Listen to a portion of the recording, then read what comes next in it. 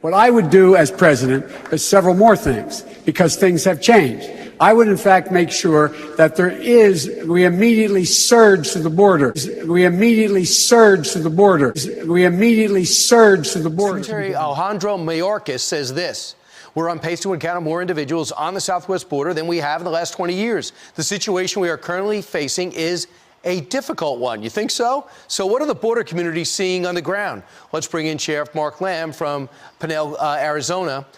First off, Sheriff, when people say this is as bad as it's been, you've been doing this job 5 years. Can you put it in perspective?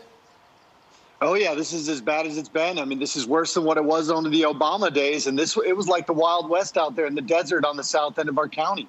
And we're back to that again. We can go out almost every time we go out.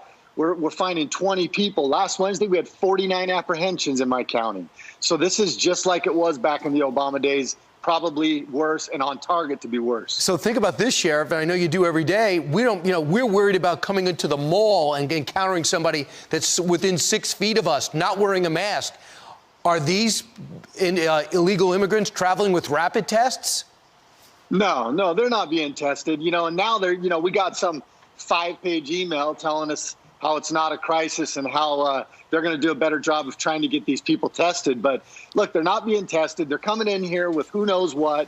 And then we're having to deal with them in our counties, and it's unfair. And at the same time, we're telling businesses and kids they can't go back to school. They can't open their businesses. But we're opening our borders and letting people come in unchecked. It's ridiculous to me. And just by the way, let's have the numbers back up your words. Right now, take a look at this. In February, over 100,441 in 2021. That's up 28% from the previous month, up 174% compared to February 2020. And the President of the United States said there was a surge before him in past years. Put it in perspective. How bad is that? What they want to do is continue to do the blame game. They want to blame President Trump. President Trump never denied we had an issue and a crisis on the southern border. We were trying to fix it, building the wall, doing all these things. But now we've sent a message to the world that we have open borders. We're not stopping people. And now we're paying the price for it. They're sending unaccompanied minors. The cartel knows what our policies are. That's why we're coming together as sheriffs. I started an organization, Protect America Now. You can check it out at protectamericanow.com. Where we're fighting to protect our borders and our communities. You are. And look at these numbers in Tucson. You're up 45% with unaccompanied minors, kids. In Yuma, up 104%. Single adult encounters in Tucson up 206%. In Yuma, 324%. And people come down, they look, or they don't show up, like President Biden has no plans to go down. But you have to live it every day. And living it every day and not being ignored has got to make everything worse. It drives us crazy. I've extended the offer, and I'll do it again to any congressman or woman or senator who wants to come down and see this problem firsthand.